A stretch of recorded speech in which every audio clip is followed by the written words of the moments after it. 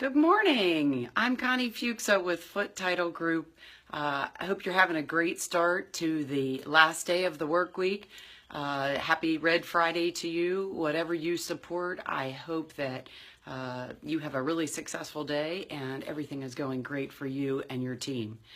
As I said, I'm Connie Fuska with Foote Title Group, where we know how overwhelming and stressful the home buying process can be, and we make sure that you understand everything that's going on with lots of resources and keeping you in the loop every step of the way. But most importantly, we protect you and your home from anyone ever being able to come back and take over your ownership or cause any problems with your ownership once you get the keys from that closing table. So first, let me say, if you're tuning in, please check in and say hi. Let me know you're on today. I'd really love to say hi and see who is checking out the information we have. Plus, I'd really like to talk to you and see what kind of questions you might have. So check in, let me know where you're coming from, and let me know how you're doing today. I'd really look forward to that.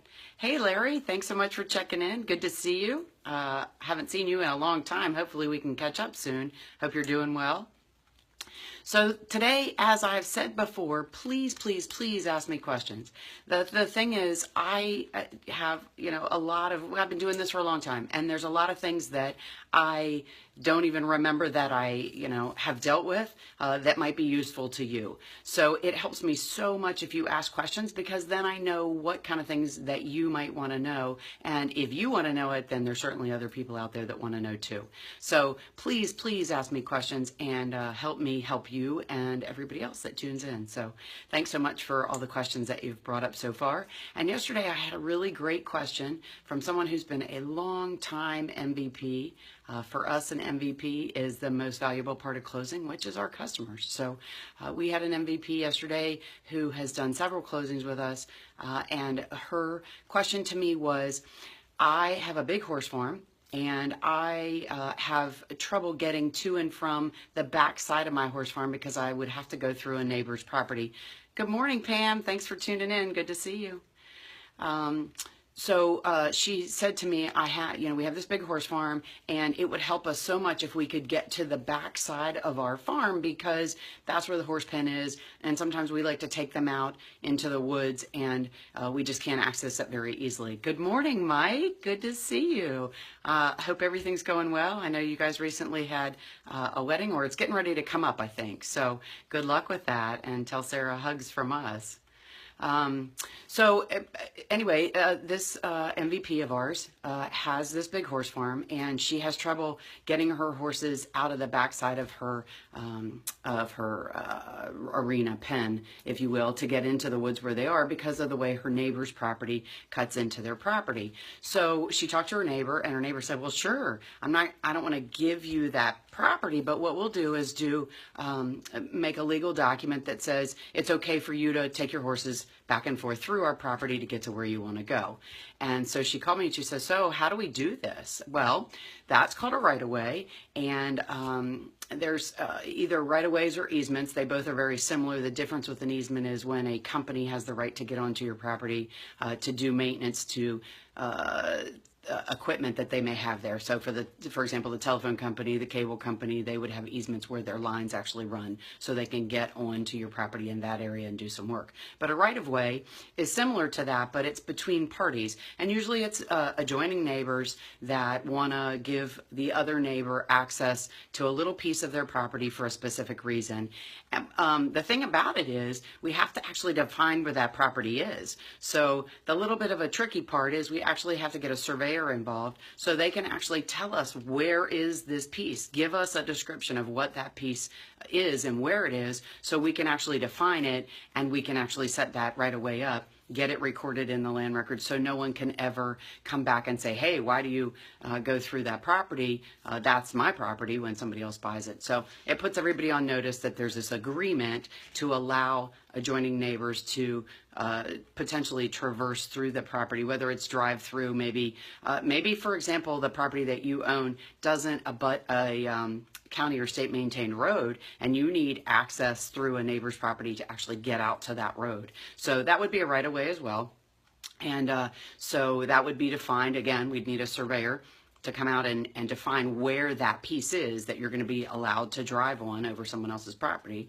But in this case, it was to actually take her horses in and out.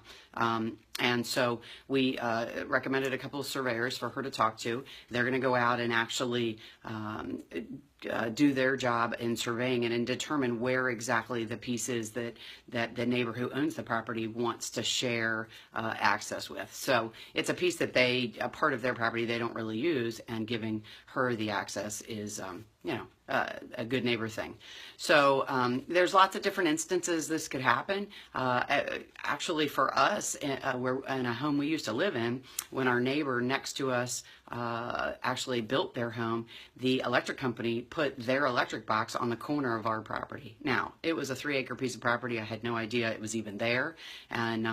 But when the electric company realized what happened, then of course they needed an easement, and then my neighbor needed a right of way to make sure, it was okay, that we could all get along and they could get on our property to do maintenance around it and things like that, so that the electric company wouldn't have to come back out and move that box, which is absurd. But neighbors have issues, and so these kind of things are really important to make sure they're done properly. But once the surveyor gets the information and defines where that property actually is located, we can create the documents that need to be signed by everybody and get them recorded in the land records, so they're official, so everybody has noticed that this right of way or easement exists, where it is on the property, and who has the right to use it. Typically they're perpetual, so typically when somebody buys a piece of property that a right of way is already established on it, then the person purchasing the property, when we do the title search, we can tell them, hey, there's a right of way. Did you know that the neighbor next door has the right to go on and off that property in this particular area? And likewise, the neighbor that maybe is selling their home, when they sell it, they have the ability to say, hey, look, we have this agreement with the neighbor, so you can get through the property with this type of access. So typically being perpetual means that they would go through the ownership forever, unless it was physically extinguished, and an extinguished right away was recorded in the land records, making it public record that was extinguished. But so typically that's how that works. Morning, Pam. Thanks for tuning in. Larry, let's see, good info. Always love the quick refresher on things we don't see every day. Well, thanks so much. I appreciate that. That's why I ask if everybody would ask questions. If something comes up and you don't understand something, please ask me, even if it's not happening to you right away, or maybe you heard somebody else that's having an experience. Because the great thing is, there's a lot of things that I deal with all the time that I don't necessarily think about, things that you need to understand or know about, or maybe just want to have it in the back of your mind. And I love helping and talking about it. So I'm always here to help with those resources. And so, if somebody comes up with a question that you don't understand, message me, email me, call me, message me on Facebook, any of those things. And I'm happy to answer those. And then I can actually talk about them to everybody, so it helps everybody out. So you're absolutely welcome, Larry. Thanks so much for tuning in and for your comments. I really appreciate it. So again, I'm Connie Fuska with Foote Title Group.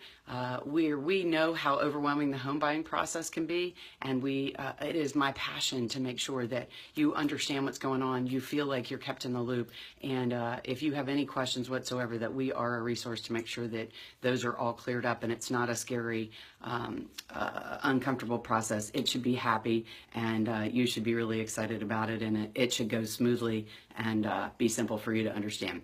So what we do protects your home ownership, and you need to make sure that you choose who does that for you, because the law says you have the right to choose who does your closing, and you need to make sure you choose a company that has a great reputation, has a great track record with not having claims on the title insurance, and know that you want to choose somebody. You take a lot of time to choose your house, the right mortgage, the right schools, the area that you're buying in, all of those things. And it's just as important to choose who protects your ownership. And we can do that for you. We've been doing that for 30 years in Maryland and Virginia. So we are happy to help with any questions, any problems, any concerns, any happy things that you may have. Our website is www.footetitlegroup.com, and I am Connie Fuska with Foote Title Group, because your home closing should be the simple part.